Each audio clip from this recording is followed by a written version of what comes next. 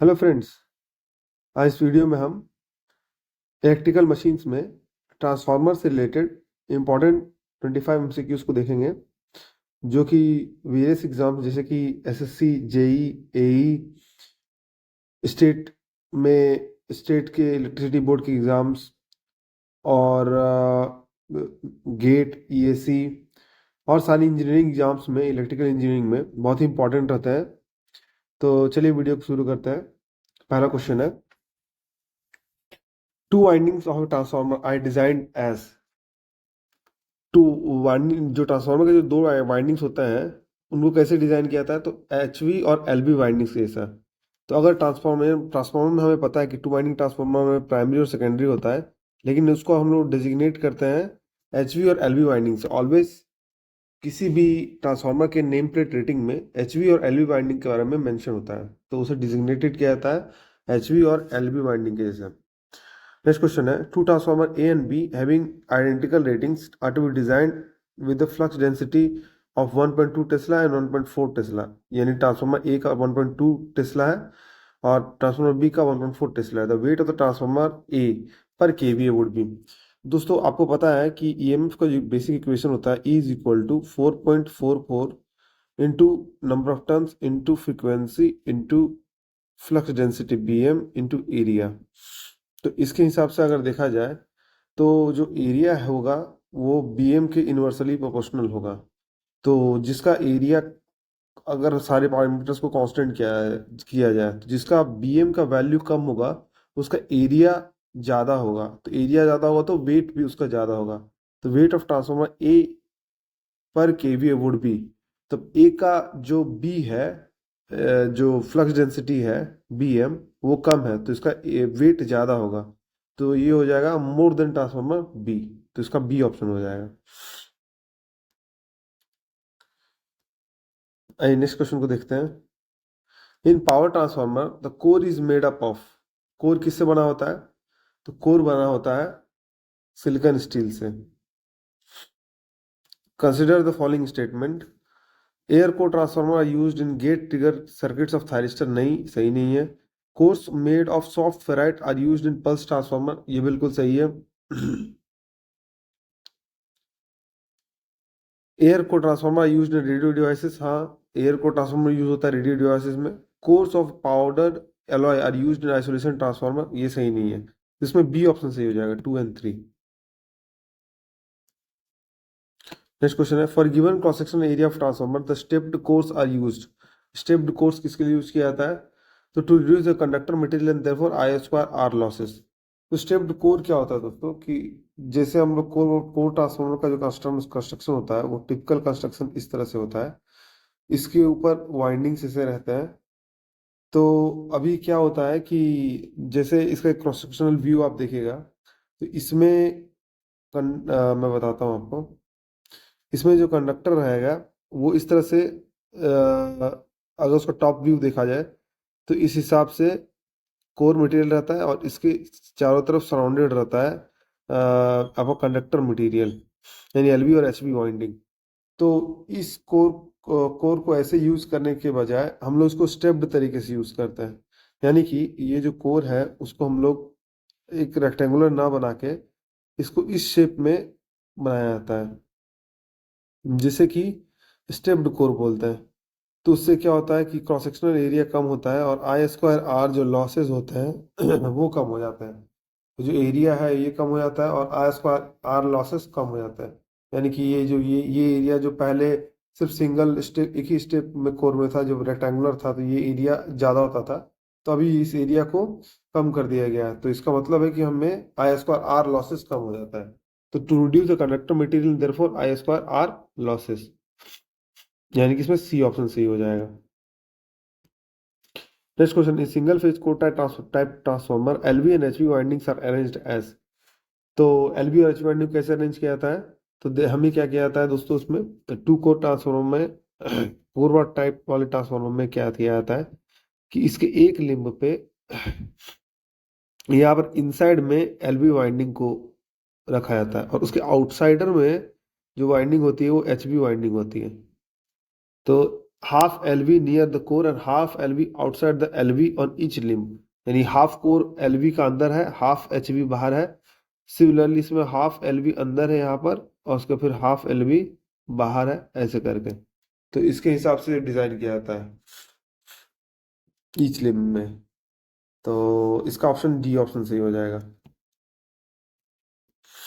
Next question है, एक numerical देखते हैं उसको सॉल्व कर कैसे करते हैं। 400 by 200 volt 50 hertz transformer operates at flux density 1.2 BM, यानी कि बीएम का वैल्यू दे दिया है हमें 1.2 टेस्ला।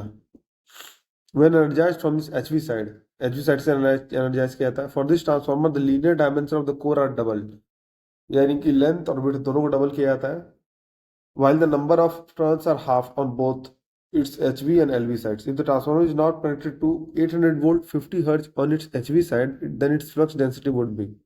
तो क्या किया जाता है दोस्तों, हमने ईएमएफ का जो बेसिक इक्वेशन है वो पता है, E is equal to 4.44 into N into five into B M into area.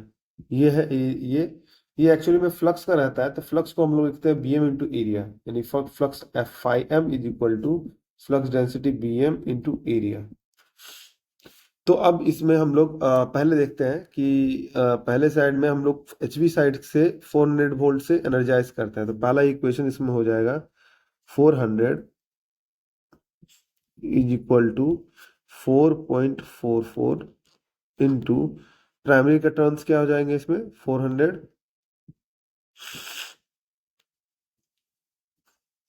Into frequency 50 into पहला वाला जो बीएम है उसे हम लोग BM1 कहते हैं, और पहला वाला एरिया A1 है सपोज। नेक्स्ट में अब हम लोग उसको 800 वोल्ट से एनर्जाइज करते हैं, कब? जब डायमेंशंस कोर के डबल किया जाता है। जब डायमेंशंस डबल किए जाएंगे तो एरिया 4 टाइम्स हो जाएगा, क्योंकि area is equal to length into width होगा तो होता है। तो अगर दोनों को डबल किया जाएगा तो एरिया 4 टाइम्स ए हो जाएगा। तो इसका मतलब है कि अब 800 वोल्ट से एनर्जाइज करने पे ये इक्वेशन हो जाएगा 4.44 इंटू, अब नंबर ऑफ टर्न्स को क्या किया गया है, हाफ कर दिया गया है। तो यानी एचवी साइड का जो नंबर ऑफ टर्न्स 400 नहीं हो जाएंगे, अब हो जाएंगे 200 इंटू फ्रीक्वेंसी तो वही रहेगा 50 इंटू बीएम, अब बीएम चेंज हो जाएगा BM2 इंटू जो एरिया, अब नाउ एरिया हो जाएगा दोस्तों डबल कर दिया गया है, तो एरिया 4 टाइम्स A1 हो जाएगा। जैसा मैंने कहा था कि लेंथ और विड्थ दोनों डबल कर दिया गया है। अब इन दोनों इक्वेशन को अगर डिवाइड किया जाए तो डिवाइड करने से क्या होगा, डिवाइड करने से दोनों का जो रेशियो आएगा वो आएगा 400 by 800 is equal to 1/2 is equal to, दोनों को डिवाइड करते हैं हम लोग तो 2 times BM2 divided by BM1 into 1/4। तो 2 कैंसिल हो जाएगा, 2 से 2 और 2 यहाँ कैंसिल हो जाएगा, यानी BM2 is equal to BM1। जब दोनों बराबर हो जाएंगे तो नेक्स्ट वो BM2 क्या हो जाएगा 1.2 टेस्ला BM1 की इक्वल में। तो बी ऑप्शन इसका सही हो जाएगा। यही देखते हैं नेक्स्ट क्वेश्चन को।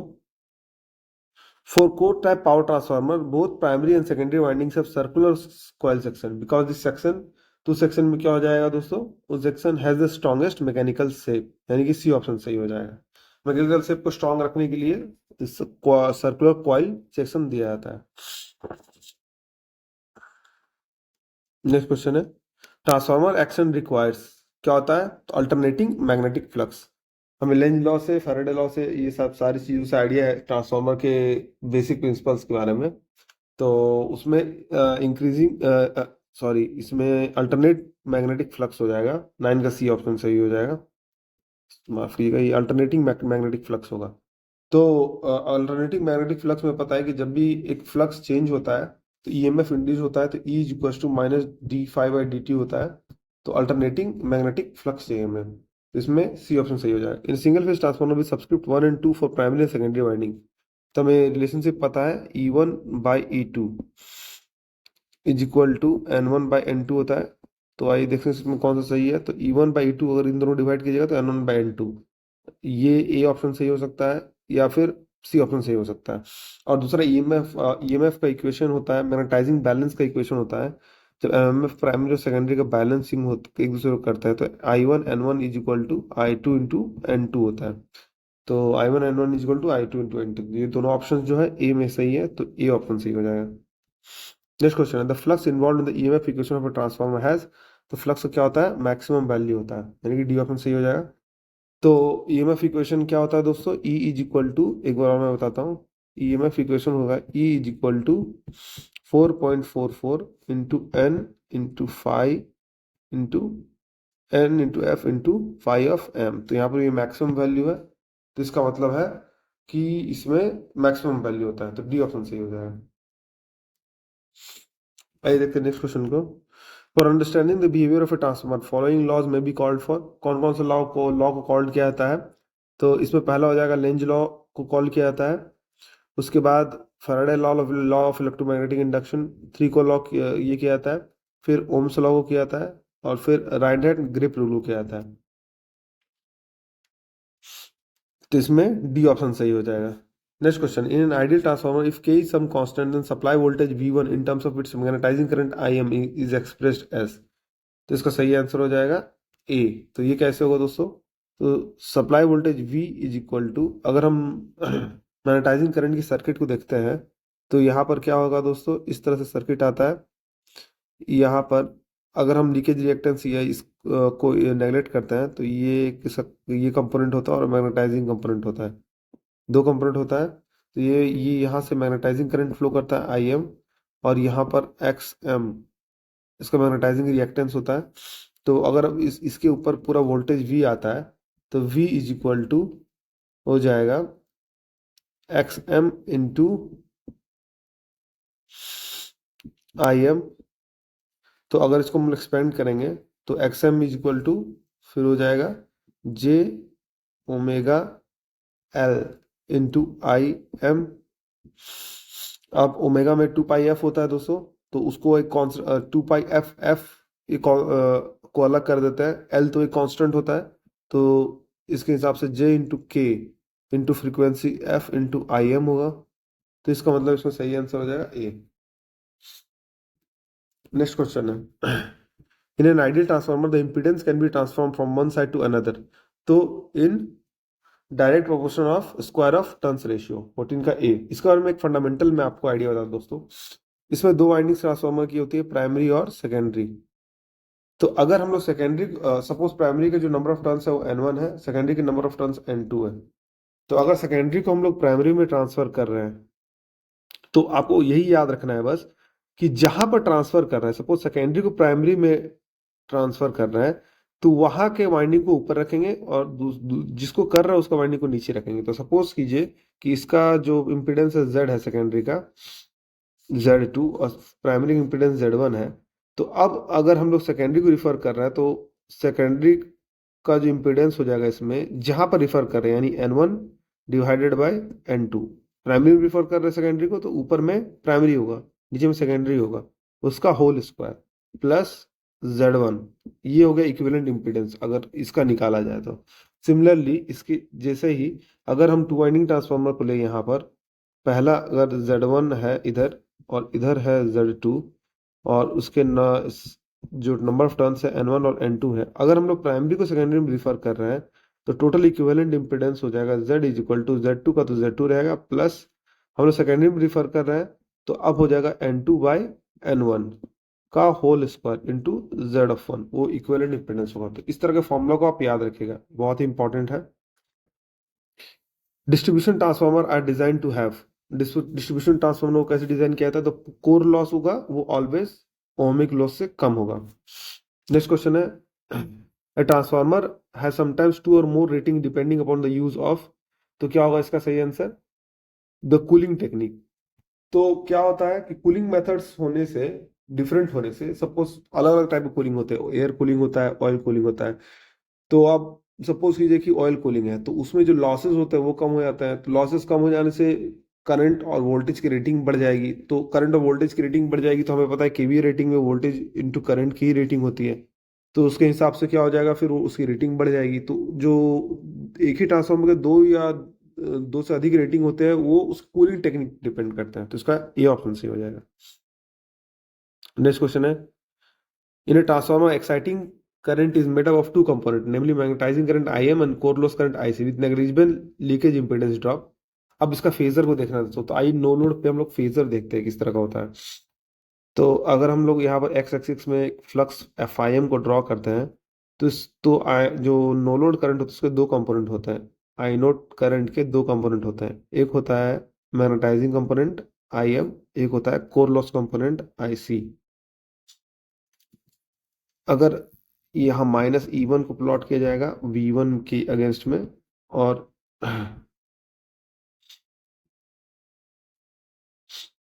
वी वन के अगेंस्ट में, और यहाँ पर ई वन ई टू को वी टू में प्लॉट किया जाएगा। तो अगर हम इसे देखें तो क्या होता है, ये एक कंपोनेंट फाइव एम के अलोंग होता है आई एम और एक आई सी। तो वी जो है वी वन जो वोल्टेज है, तो कोर लॉस कंपोनेंट जो आई सी होता है वो वी वन के इन फेज में होता है, तो आई सी इन फेज विद वी वन हो गया। और आई एम जो होता है लैग करता है वी वन को 90 डिग्री से, तो ये हो गया। ये यहाँ पर फाई नॉट होता है, नो लोड पावर फैक्टर होता है। इसका इसका फेजर के अकॉर्डिंग इसका सही आंसर सी हो जाएगा। नेक्स्ट क्वेश्चन है, a transformer at no load is excited at rated voltage. No load पर रेटेड वोल्टेज में एक्साइटेड किया गया है। Now a cut is made in the transformer yoke thus creating a small air gap. Cut मार गया गया है। With this the transformer core flux, transformer core flux क्या हो जाएगा। तो अब एक फॉर्मूला आपको बताते हैं दोस्तों। जो ट्रांसफार्मर का जो फ्लक्स होता है वो बेसिकली करंट की इक्वेशन के जैसा ही काम करता है। वो होता है M M F divided by reluctance, जिसको हम लोग एस से लिखते हैं। अब ट्रांसफार्मर का जो कोर है उसमें अगर एक कट कर दिया गया है, तो उसमें जो रिलक्टेंस का वैल्यू होगा वो बढ़ जाएगा। सिंस हमें पता है कि ट्रांसफार्मर केस में किसी भी तरीके से फ्लक्स कांस्टेंट होना चाहिए। अब एस का वैल्यू बढ़ा है तो इसका मतलब एमएफ का भी वैल्यू बढ़ना चाहिए, तभी ये दोनों रेशियो कांस्टेंट होगा मैथमेटिकली। अब एमएमएफ का वैल्यू हमें पता है कि N into I of M होता है। एन यहाँ पर क्या है, नंबर ऑफ टर्न्स। तो अब आई एम का भी वैल्यू बढ़ना चाहिए, तो इसका मतलब क्या होगा कि आई एम ज़्यादा करंट ड्रॉ होगा ताकि फ्लक्स को कांस्टेंट रख सके। तो ट्रांसफार्मर को और ज़्यादा करंट ड्रॉ करेगा तो आई एम बढ़ जाएगा, लेकिन फ्लक्स जो है वो कांस्टेंट रहेगा। इसके हिसाब से बी ऑप्शन सही हो जाएगा। नेक्स्ट क्वेश्चन देखते हैं। If secondary winding of ideal transformer is shown in the circuit has 40 turns, secondary winding 40 turns है, the number of turns in primary winding for maximum power transfer, ये figure C42 के लिए है। Maximum power transfer के लिए 2 ohm resistor के लिए जो नंबर ऑफ टर्न्स प्राइमरी के होंगे वो कितने होने चाहिए। N1 का वैल्यू नहीं दे के रखा है, N2 दिया हुआ है, तो मैक्सिमम पावर ट्रांसफर के लिए क्या होना चाहिए। तो मैक्सिमम पावर ट्रांसफर के लिए कंडीशन है दोस्तों कि Z internal impedance is equal to Z of load. अगर ये केस में आ जाए तो इस लोड के अक्रॉस मैक्सिमम पावर ट्रांसफर होगा। तो हमें इसमें लोड को कांस्टेंट रखना है 2 ओम को। तो अब हम लोग क्या करना है, प्राइमरी को सेकेंडरी में ट्रांसफर करना है, इम्पिडेंस को रिफर करना है। तो अब हम लोग कैसे रिफर कर सकते हैं, मैंने आपको बताया था कि प्राइमरी को सेकेंडरी में करना है, तो यानी N2 बाई N1 हो जाएगा। प्राइमरी का जो इम्पिडेंस है वो क्या है, 8 है। तो इसका मतलब रिफर का अगर करेंगे तो 8 इंटू सेकेंडरी का इम्पिडेंस 40 डिवाइडेड बाय प्राइमरी का नंबर ऑफ टर्न्स 40, और प्राइमरी का जो नंबर ऑफ टर्न्स है वो N1 है। तो इसका मतलब इसका होल स्क्वायर, ये रिफर करने पर इम्पिडेंस होगा। अब जब रिफर करने पर जो ये इम्पिडेंस यहाँ आएगा वो लोड के बराबर होना चाहिए। उसको आप इंटरनल मांग सकते हैं ऐसा। तो वो अगर बराबर होगा तभी मैक्सिमम पावर ट्रांसफर होगा। यानी कि ये जो सर्किट है ये होल सर्किट इस तरह से हो जाएगा। अगर यहाँ पर हम रिफर करें इसको, तो ये जेड यहाँ पर होगा और ये जो लोड है वो अनचेंज रहेगा, और ये जो वोल्टेज है वो यहाँ पर रहेगा। ऐसे करके वोल्टेज सोर्स रहेगा। तो ये जेड यहाँ होगा और ये हमारा जेड लोड यहाँ होगा। तो इसे इंटरनल या जेड लोड इंटरनल मान सकते हैं या जेड इनपुट मान सकते हैं। तो ये दोनों बराबर होंगे तभी मैक्सिमम पावर ट्रांसफर होगा, यानी कि ये जो इम्पिडेंस रिफर किया है ये इज इक्वल टू 2 होगा। अब इन दोनों को अगर हम सॉल्व करेंगे तो N1 का जो वैल्यू आएगा वो 80 आएगा। ठीक है, तो इसमें सही ऑप्शन का सही आंसर हो जाएगा सी, 80। आइए देखते हैं नेक्स्ट क्वेश्चन को। In a single phase transformer, polarity of terminal A and B at any instance are shown in the figure C43. C43 में से दिखाया गया ये, इसके लिए हम देखें एट द सेम इंस्टेंस। अब इस इंस्टेंस पे क्या होगा, तो ये पॉजिटिव है, ये निगेटिव है। तो हमें पता है कि दोस्तों ये जो लेंज लॉ के अकॉर्डिंग में जो यहाँ पर फ्लक्स जो इंड्यूस होगा उसको अपोज करने के लिए यहाँ पर एक फ्लक्स इंड्यूस होगा। तो ये जो दो फ्लक्स है आपस में एक दूसरे को अपोज करेंगे, उसके लिए यहाँ पर क्या होगा, एक पोलैरिटी यहाँ पर प्लस डेवलप उल्टा हो जाएगा और ये एक पोलैरिटी यहाँ पर, तो उल्टा पोलैरिटी डेवलप होने से इस फ्लक्स को अपोजिशन में फ्लक्स जनरेट होगा। तो इसके हिसाब से सी नेगेटिव होगा और डी पॉजिटिव होगा और फ्लक्स क्या हो जाएगा, क्लॉकवाइज हो जाएगा। तो इसका मतलब सी ऑप्शन सही है। नेक्स्ट क्वेश्चन है, in an oil field transformer oil is provided for, oil किसके लिए यूज किया जाता है, बोथ कूलिंग के लिए और इंसुलेशन के लिए। नेक्स्ट क्वेश्चन है, transformer cores are laminated to reduce, क्या है लेमिनेट क्यों किया जाता है, लेमिनेट किया जाता है to reduce eddy current losses को। मैं बताया था कि जो कोर में है वो कोर के जो मटेरियल है उसमें इडी करंट इस तरह से सर्कुलर करंट फ्लो करने लगता है, तो उसको इलिमिनेट करने के लिए कोर को लेमिनेट किया जाता है। तो इस तरह से लेमिनेट करके स्टैक किया जाता है, यानी एक के ऊपर जो कोर है, एक कोर ऐसा है तो उसको लेमिनेट करके यहाँ पर के स्टैक कर दिया गया, फिर उसे यहाँ पर स्टैक किया गया। तो उससे क्या होगा कि ये जो सर्कुलर करंट फ्लो होगा वो स्टॉप हो जाएगा, तो उसे हीटिंग बंद हो जाएगा, तो उसे लेमिनेट किया जाता है इडी करंट लॉसेस को मिनिमाइज करने के लिए। तो ए ऑप्शन सही हो जाएगा। नेक्स्ट क्वेश्चन है, CRGO lamination in transformer I use to minimise, CRGO lamination क्यों यूज किया जाता है, तो सीआरजीओ स्टील यूज किया जाता है कि हिस्टेरिसिस लॉसेस कम होंगे, क्वालिटी उसकी अच्छी होती है, और लेमिनेशन किया जाता है इडी करंट के लिए, तो both eddy and hysteresis losses. इसका सी ऑप्शन सही हो जाएगा। नेक्स्ट क्वेश्चन है, in case of power transformer the no load current in terms of rated current is 2 to 6% होता है। पावर ट्रांसफार्मर केस में the no load current, if a transformer primary is energized from square wave voltage source then its output voltage will be, तो output क्या हो जाएगा, pulse wave होगा। कैसे होगा कि प्राइमरी को एनर्जाइज किया जाता है स्क्वायर वेव से, तो हमें पता है दोस्तों कि जो ईएमएफ इंड्यूस्ड होता है वो d∅dt होता है। अब चेंज ऑफ फ्लक्स होना चाहिए, तो अब स्क्वायर वेव को अगर हम डालें दोस्तों, तो इसके इस वाले एंड में इनपुट 0 to 1 हो रहा है, यानी कि चेंज हो रहा है ईएमएफ, तो यहाँ पर फ्लक्स इंड्यूस होगा। उसके बाद इस वाले में यहाँ से यहाँ तक चेंज नहीं हो रहा, तो कांस्टेंट है, तो यहाँ पर इंड्यूस नहीं होगा, फिर यहाँ पर इंड्यूस होगा। तो इसका मतलब इसका जो आउटपुट वेवफॉर्म वो एक पल्स कैसे आएगा, यहाँ पर एक जनरेट होगा, उसके बाद फिर इस वाले पोर्शन में यहाँ ब्लैंक होगा, फिर यहाँ पर जनरेट होगा, तो इसके हिसाब से एक पल्स वेव के जैसा जनरेट होगा। तो जब प्राइमरी को एनर्जाइज किया जाता है स्क्वायर वेव वोल्टेज सोर्स से, तो उसका जो आउटपुट मिलेगा हमें वो एक पल्स वेव मिलेगा, यानी कि डी ऑप्शन सही हो जाएगा। दोस्तों अगर आपको ये वीडियो पसंद आया तो वीडियो को लाइक कीजिए, चैनल को फॉलो कीजिए और सब्सक्राइब कीजिए और बेल नोटिफिकेशन को प्रेस कर दीजिए, ताकि इसी तरह के इंपॉर्टेंट अपडेट्स मैं आपके साथ लाता रहूँ। इस तरह के क्वेश्चन जो होते हैं वेरियस एग्जाम्स में इलेक्ट्रिकल इंजीनियरिंग के पेपर के लिए बहुत इंपॉर्टेंट होता है। तो वीडियो में बने रहने के लिए धन्यवाद, मिलते हैं आपसे अगले वीडियो में।